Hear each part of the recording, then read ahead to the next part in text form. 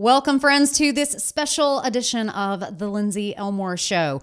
Over the next 3 episodes, we will be revisiting some of the best interviews that we have done because we are celebrating our 50th, 51st, and 52nd episodes. In today's episode, we are going to be focused all on health and wellness, and in upcoming episodes, we will learn more about business and authenticity, as well as creating a better world. In today's show, you will hear excerpts from interviews from Dr. Trevor Cates about how to create healthy skin, Sarita Cox about how we can honor our bodies in transition, Robyn O'Brien about what is broken with our food system, Amanda Nighbert talks to us all about the importance of diet and exercise, Mollie McGlocklin and I get real about why we need sleep, and Lara, Zakaria, and myself talk all about why you need a pharmacist on your team. Let's get to the show. Welcome to the Lindsey Elmore Show, a podcast that helps you find fulfillment amidst chaos. On this show, I interview thought leaders, doctors, creatives, spiritual gurus, and game changers who inspire you to pursue your dreams, overcome obstacles, and leave your mark.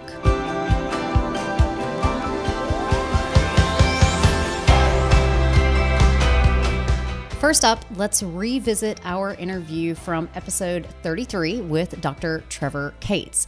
We're going to go back and talk about how skin shows signs of your health from within, how you can avoid toxins in skincare products, and how important it is to cut out fragrance first.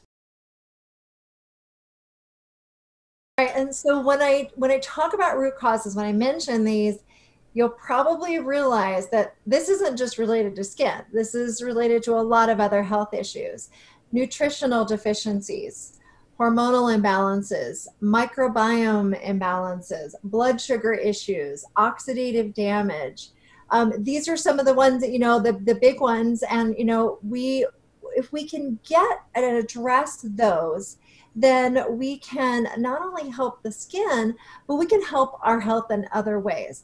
And so what I noticed in my practice is, so inflammation is another big root cause, right? And so what I noticed in my practice is that I would hear these stories from my patients. They would come in and tell me their medical history. And they would be coming in to see me for like an autoimmune disease as an adult. And they would give me their history. And I saw this pattern a lot of, well, when I was a kid, I had eczema and I was given a topical steroid and I covered it up, it started to go away and we've managed it well. It would come back every now and then, but it was managed that way. And then later on, I developed asthma and I was given an inhaler. And so I managed it with the inhaler.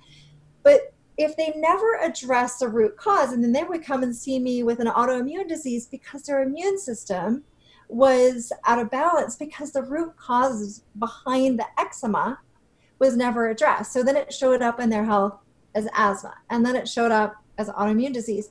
So this is the thing, is skin is this really great tool that it oftentimes gives us early signs that something's out of balance. And if we can address it early on, then we can avoid other health issues down the road. Now, it's never too late. I mean, sometimes people will come see me and they'll have acne and a number of other health issues, and that's okay. But it is one of those early signs, like dry skin and hypothyroidism can be an early warning sign. And so I really want to encourage people to pay attention to their skin and not ignore it. Absolutely. And so I think a lot of our listeners get very, very nervous about toxins in the environment, toxins in personal care products and the makeup products.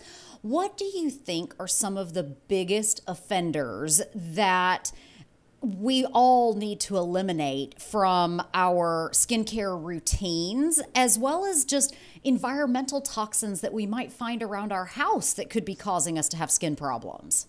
Yeah, absolutely. No, it's a really good question. And I talk a lot about it in my book, Clean Skin from Within. In the clean slate and the clean body sections of the book, I talk a lot about what, with skincare products, what to avoid. And then in the clean body section, what to avoid in your home and your environment in other ways. But, yeah, it's such a big problem because right now at this time we're exposed to more toxins in our environment than we ever have been. If you think about all of the toxic chemicals that are still being created today, plus we have all the ones that continue to exist in the environment and the soil and our water and our air, and even ones that have been banned are still existing in the environment.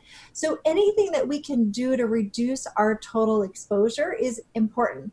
And we want to focus on the areas where we have the most control. And that has to do with the foods we eat, the water we drink, what we bring in our homes, and what we put on our bodies, those personal care products we use. So that's why I really think skincare products are an important place. And I think it is a place where people go last to avoid toxins because they don't think of their skin as being a route of it getting into the body. People oftentimes are putting things on their skin without thinking about what's in it. So let me give an example. So one of the ingredients that's in so many personal care products that we use is fragrance. And fragrance is something we just kind of look over it because we don't really think of it necessarily as a toxic ingredient. Plus, it's listed as one ingredient, but it's definitely not one ingredient. I know, right? It's a bunch of ingredients put into one. And there are a number of what we call endocrine disrupting chemicals or hormone disrupting chemicals that are actually in fragrance. One example of that is diethyl phthalate, DEP, which is a plasticizing agent. It's used in fragrance to help the smell last longer, but it is one of these hormone disrupting chemicals. And so again, it's really about the total load. We're getting exposed to these things in so many different places. So if we could start reducing our total exposure, we're going to be much better off. And the good news with skincare products these days is that there are natural alternatives, that we can find skincare products that are either with no fragrance or that are scented with organic essential oils. That's what we use at the Spa Doctor, is we use one of those alternatives instead. One of my personal health care providers, Dr. Sarita Cox, dropped in a few weeks ago, all the way back at episode number 5, to talk about how we can honor our bodies during seasons of transition and how we can bring into balance our natural world within our bodies. Let's give it a listen.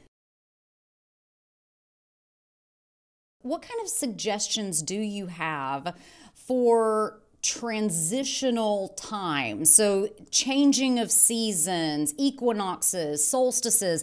How do we best take care of ourselves in this ever-changing world? So physical, mental, and emotional, spiritual. Physical, I really love to guide people back to eating cultured foods, to take in miso. If you use the animal products, it would be a great time to do bone broth because we're enhancing gut care. Okay. We're also trying to stabilize blood sugar levels at this time. So those are always two things, whether we are a whole foods advocate, whether we may need nutritional supplementation, Chinese herbs, whatever your system is, strengthen the pancreas, the stomach, and the spleen.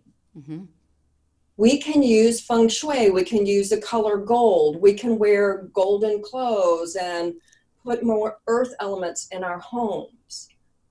So really trying to bring in what's going on in the natural world into our bodies. And so,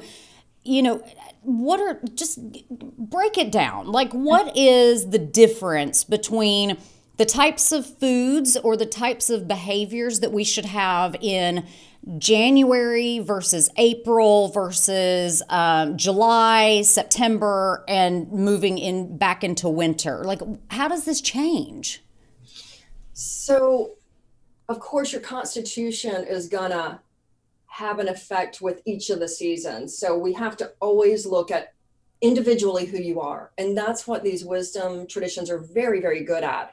So your prescription, it's hard to give you a protocol. Oh, I see. So we can give you a protocol that is generally good foods for each season. For example, with transition seasons, we might like the golden foods. We might want a little bit of raw honey every day, some butternut squash.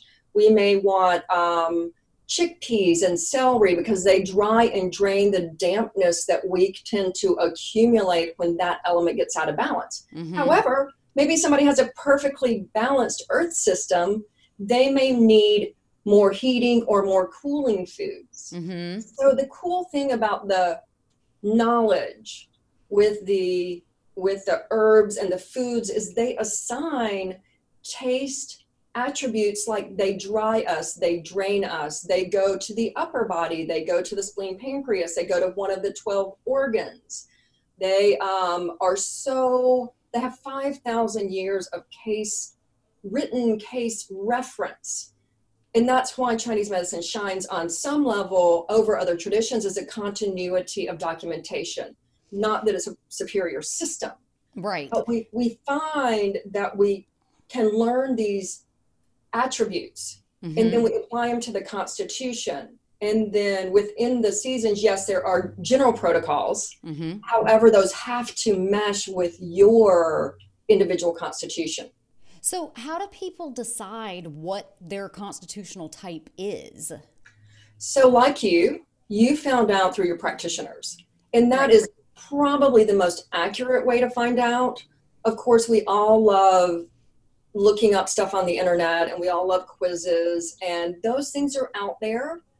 And I think that gives you a basic understanding. But what you may need to do is revisit that at a different season or a different time in your life. Or if you took the quiz for like, oh, this is how I was born into the world, this is how I am now. So these kind of the timelines do matter. But I will tell you one thing that is consistent is how we emotionally, mentally, and spiritually approach the seasons. For example, Earth transition times are so much about grounding ourselves, because we're in this tumultuous period of going from one season to the other, and we can always ground ourselves. We can always spend more time in nature. We can always put our feet on the earth. We can visualize ourselves being connected to the earth. The other thing that really harmonizes the earth element is allowing ourselves the process of bringing back our projections of blame. When our earth element is not healthy, we tend to do the it's out there thing. That's the problem. But we have to remember the 4 fingers are pointing back toward us when we're pointing one finger forward. For sure. And what happens when we start unwinding that, we start developing deep, deep trust that the universe, God, our version of spirit, which are all true, in my opinion, are always giving us an opportunity during this difficulty and change to accept responsibility, to spiritually grow and develop deep trust, believe in divine timing. So, one can simplistically say it's worry out of balance for the earth element, and it's faith in balance. So these are things, if we start translating from the mental, emotional, and spiritual realms, we almost always get some type of physical change. Back in episode 18, I spoke with Robyn O'Brien about the devastating impacts of the loss of heritage farming, how we can grow healthy food in our own home, support local farmers, and educate ourselves about what is broken with our food system. Talk to us a little bit. Another thing that is gravely concerning to me is the lack of diversity in our crops that has been very strategically manufactured over the course of the past, you tell me, 20, 50 years. Because with the lack of crop diversity, our crops can't thrive. And so talk to us about the value of heritage seeds and why that helps us to produce better food that makes us healthier. Yeah, I think the lack of biodiversity in the field and the lack of diversity in farming are sort of 2 sides of the same coin. Began in the 1920s when land rights were stripped away from farmers of color. And you're from the South, I'm from the South. It's like We've seen that heritage, and it is ugly, and there are scars. And today, only 0.53% of U.S. farmland is farmed by Black farmers. So we've lost that heritage, and we've lost that wisdom, and we've lost that expertise. 95% of farm managers today are white.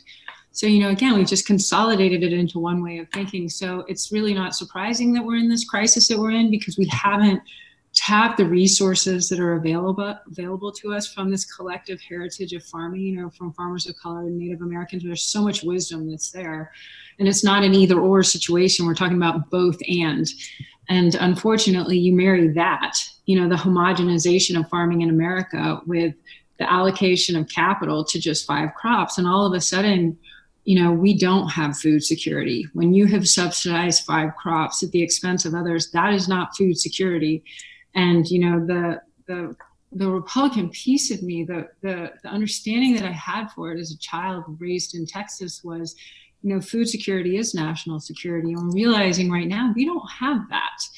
And it's interesting because I was just on a call earlier today with a policymaker at Driscoll's, and he had spent several years working in DC under different administrations on food and farm policy. And, he said that was very sort of Midwest focused. And now he's back in California and he's dealing with all the produce. And again, it's not an either or situation. We need both, but unfortunately capital allocation doesn't reflect that.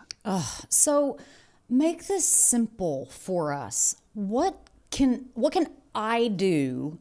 What can just the average person do on a daily basis to help fix what is so profoundly broken? That's a great question. And I think one of the most important things people need to do is believe in their ability to create change and really believe that you matter. I think not only have the farmers been disempowered, but consumers have been disempowered too. And we actually hold a lot of power together collectively. I mean, we're seeing it right now. Like, the skies are clearing over LA, the canals in Venice are clear. Like, that's our collective power. And so it's being modeled to us in real time, what we can do collectively. We can do that same thing in the food system. And we're seeing that because what's crazy is that 80% of households are buying or trying something organic. Not saying they're 100% organic, but there's something in your fridge that is organic. 80% of us are trying it. 75% of all grocery store categories now carry something organic. Only 1% of U.S. farmland is organic, and that is insane. I mean, in no other industry would you have that huge discrepancy between what the consumer is asking for and what's being provided. And that discrepancy is being held in place by those government subsidies. So it's insane that the government is subsidizing a food system that we don't want anymore. At the same time, the consumer is demanding it in the marketplace. And so there's real opportunity. We're starting to sort of see it localized at the regional level. We're all getting to know farmers through our local farmers markets. We're learning to meet with local farmers or source from local farmers, or you hear it in farm to table at your local restaurants who are sourcing from local farmers. So getting to know your farmer, even at the farmers market, is a great first step, and also learning how to grow something. That felt really intimidating to me when I first started. And I just, one of the kids came home with the lima bean in a cup, and I was like, oh, okay, like it is that simple. Like, you don't need to make it more complicated than it is.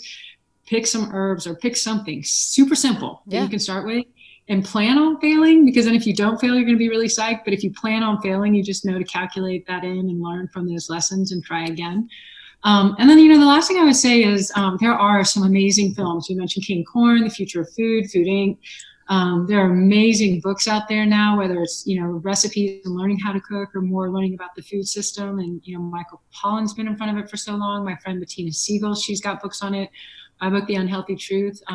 So they're book clubs. And I think invite people in, because chances are people are concerned, and maybe they're not sharing it publicly. Maybe they're just kind of concerned at home, or they're dealing with something in the health of a child, or maybe a family member has cancer and they're asking.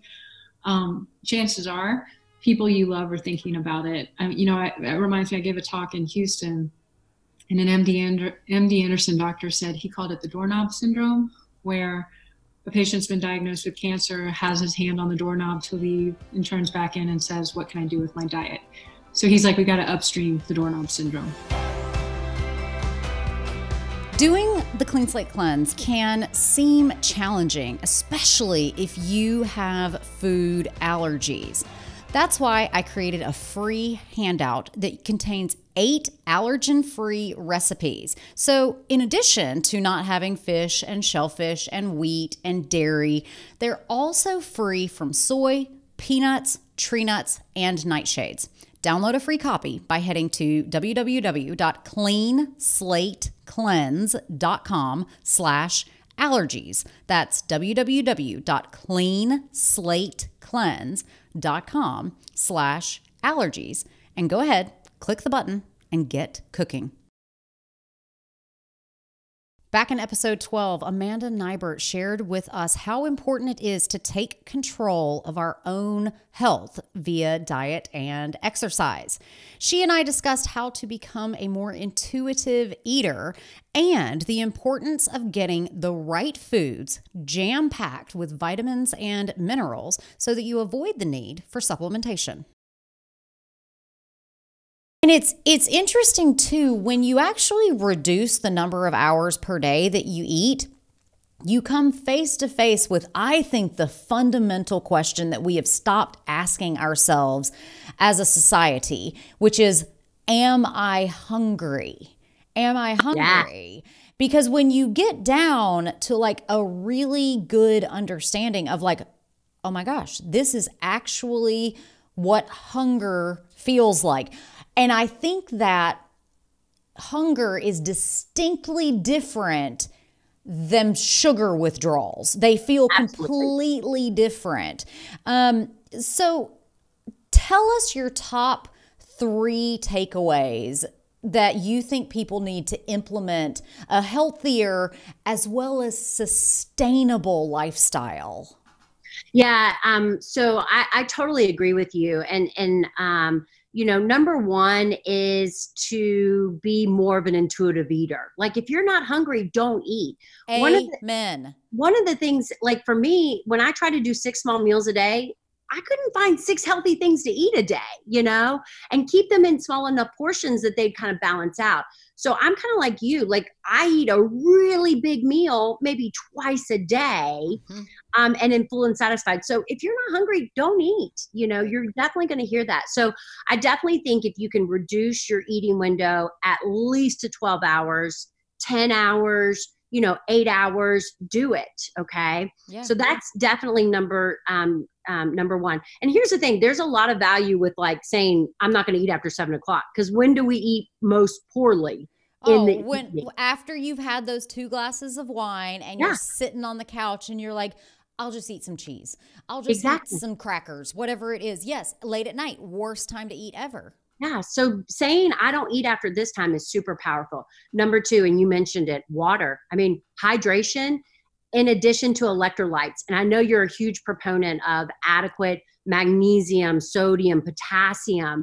You know, most people are not getting enough electrolytes. So when they think in the morning, if they don't eat breakfast, that they are going to pass out because they get lightheaded and they think their blood sugar's dropping. No, it's your electrolytes. Yep. When you adequately consume enough electrolytes, you feel so much better. So good hydration, good water, good electrolyte balance. And as I'm sure you have just battled with in your career, there is way too much emphasis on the intake of calcium and not nearly enough emphasis on the fact that you actually need basically every single mineral. We talk about calcium and we talk about iron, but nobody's talking about magnesium and zinc and selenium and copper and all of the different tiny little micronutrients that we need to really make all of our enzymes function effectively. Because when your enzymes don't function, you can't metabolize food. You can't feel good because you're not churning, you're not going, you're not running. Okay, you can take all the calcium in the world, but if you don't have enough D, magnesium, and K2, you're not going to absorb it. And you're not going to push it into your bones and teeth. It's going to calcify in your arteries, which is the last place we need it to be. Okay, so intermittent fasting, hydration, as well as electrolytes. What's your third takeaway? Number 3 is just whole food nutrition, and we're on the same page. Mainly plants. You know, what is the one food group we don't eat enough of? Vegetables. What is the one food group that you will never make you gain weight? Vegetables. You know, we need to be eating a variety of color in our diet and the different forms of vegetables as much as possible. It's definitely the one thing that we're lacking. Fiber. I mean, it goes really hand in hand with that. It's just high fiber, high plants. You know, those are the biggest things that you can do. Absolutely. And I was speaking with someone else on the podcast recently, and she said something that I think is very profound in really emphasizing to people who are nutrition focused and are aware and want to take care of their body. There aren't antioxidants in animal and dairy products. So if we put so much emphasis on like how many antioxidants are in my green tea, how much is in this supplement, can I take this berry juice drink? Or you can just get it from food. You can just get it by eating a really diverse plant-based diet. And nobody is saying that we all have to go completely plant-based, but a shift in the diet towards plant-based is not only good for us, it's good for the environment as well. Sleep is an absolutely critical part to all of our health. And back in episode 10, Mollie McGlocklin and I talked about what your brain does when you sleep and how sleep deprivation can be linked to various diseases. Why is it that lack of sleep impacts diabetes, cardiovascular disease, and obesity? Because these are some of the top killers of humans these days. How does sleep deprivation actually make our metabolism different? So how does sleep deprivation increase the risk of cardiovascular diseases? What's really interesting is that it helps to go back to look at the core, what we understand right now to be the core functioning of why we sleep. And this has been kind of this ongoing debate and question. And so right now there's still a lot of unknowns, but what we do understand is that one of the things that your body is doing while you are sleeping is that it's going through a series of processes in different times of your sleep architecture. So within slow wave sleep, that's some of the period that we're going through some of this repair period. And so it's particularly important for brain functioning, but it's also tending to kind of a cellular cleanup that is crucial to go through each day. And that is the reason why if we are not going through that, and so as it relates to cardiovascular health, as it relates to brain health, as it relates to digestive health, I mean, it's really looking to go through and kind of, it's the janitorial process for your body. Yeah.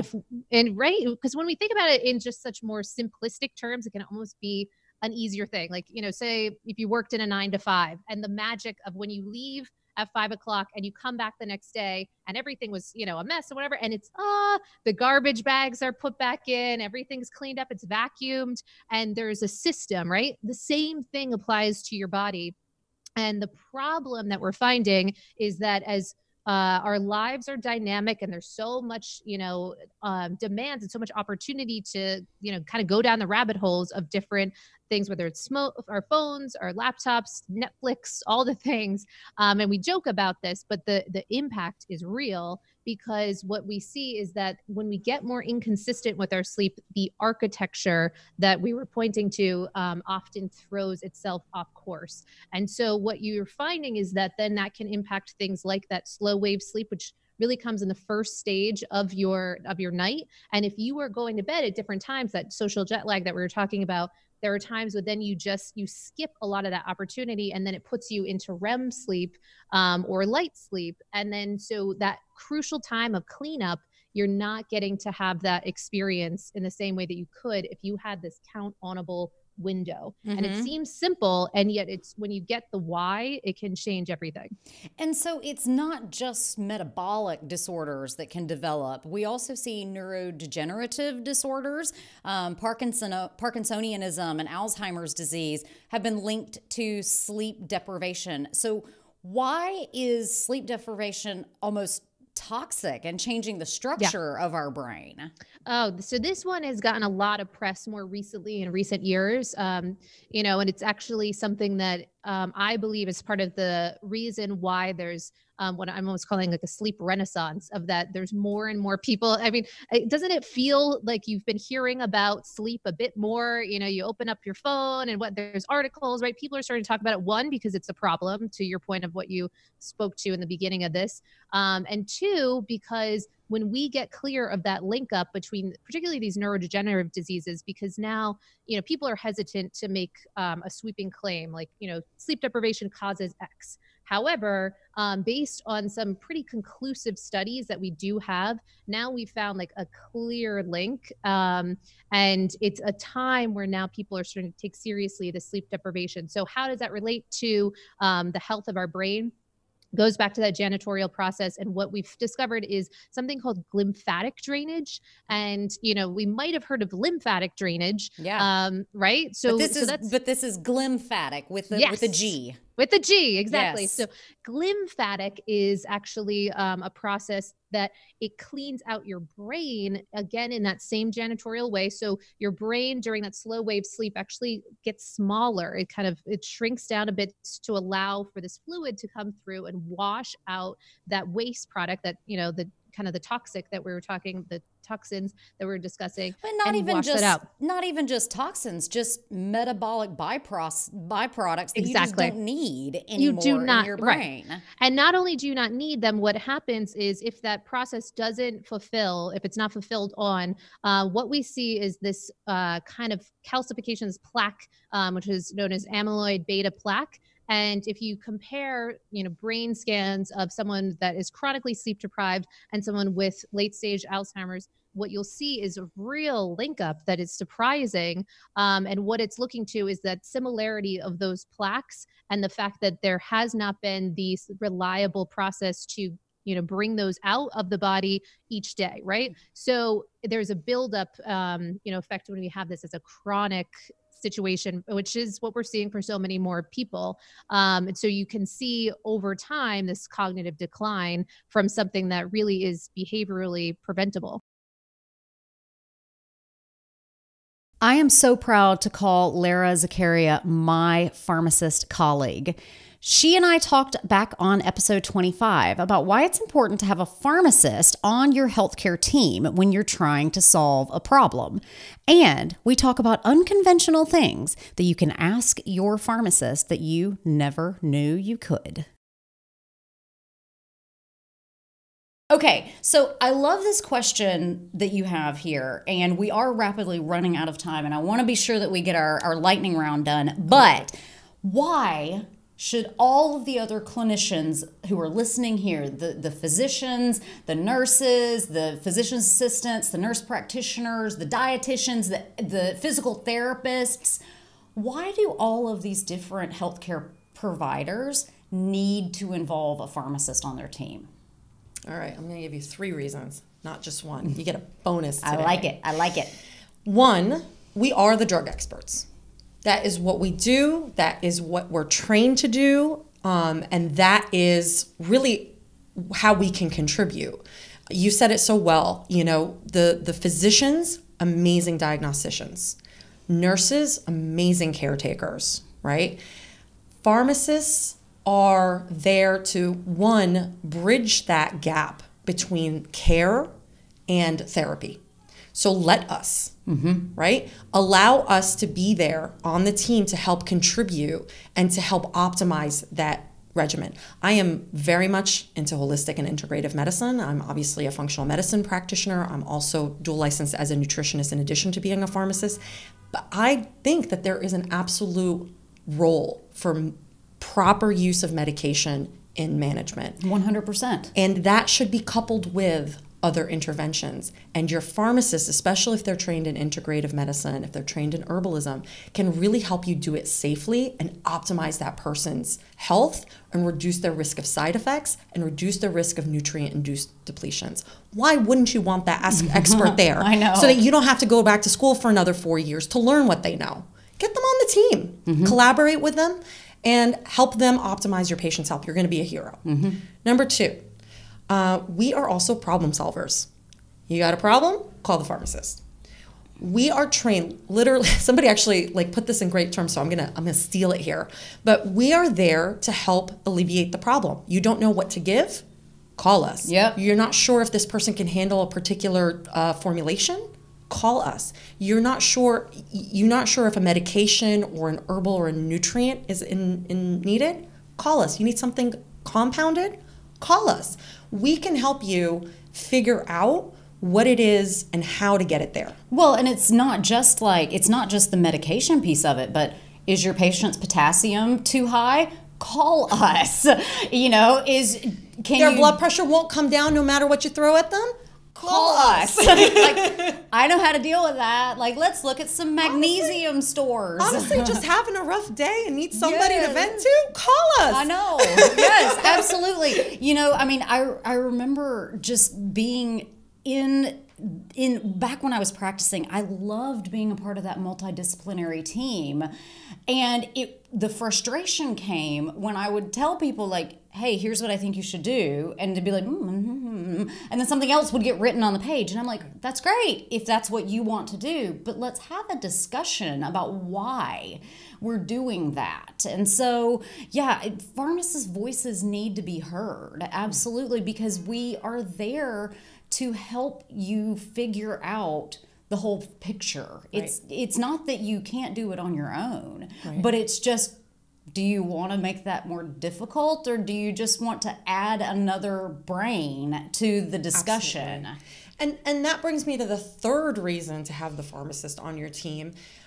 Part of our training, I think, we start to look at things backwards. Because as a diagnostician, whether you're a nurse practitioner or a physician or a PA, as a diagnostician, you're sort of looking at the problem and then deciding on a solution. Pharmacists, because of the way that we're trained, we tend to be able to look at the solution and then backtrack to the problem. Mm-hmm. It sort of allows a two-lens view. We get the diagnostic part. We get where you arrived at the solution, but we might be able to sort of see the problem and improve on it.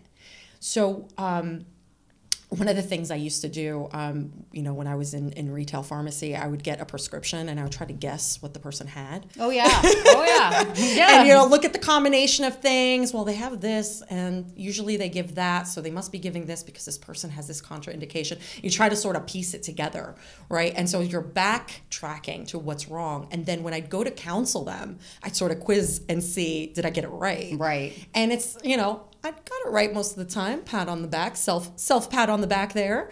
But it's really, I say that example not so much to pat myself on the back, but to say that, to kind of illustrate how we think, right? And so for us, that's part of our problem solving strategy. Mm-hmm. And that's what helps us start to say, okay, well, if this isn't working, or is there a way for me to make this even better? Mm-hmm. And that's a huge part of our training. Right. So whether you are on the healthcare team, whether you are a patient that's looking for just added support, usually we are more accessible. Usually we are, available for consultations. And to be able to sort of look at a problem from both sides, I think helps you get to a solution faster. It's more open-minded. There's more, even if you're not necessarily trained in integrative pharmacy, there's more of an understanding of the available options. And I think that really helps to optimize health. At the end of the day, whether you're going to use medication or not, whether you're going to want to layer on that added lifestyle piece, what you want is somebody who understands where you sit and can explain it to you in plain English, and can spend the time with you and have that conversation with you and help you understand where you're at. And I think the pharmacy education piece and the being able to sort of see it from all angles, I think that makes us really great partners in that. The Lindsey Elmore Show is written and produced by me, Lindsey Elmore. Show segments are produced by Sue Procco and Kelsey Lorman. Production design, sound design, and editing is by Jive Media. If you have a question about this or any other episode of the podcast, send us an email to hello@lindseyelmoreshow.com. And hey, since you're still here, take a moment to subscribe, rate, and review this podcast. And while you're at it, go over and follow us on Instagram @Lindsey Elmore Show. This helps us bring the pod to more people.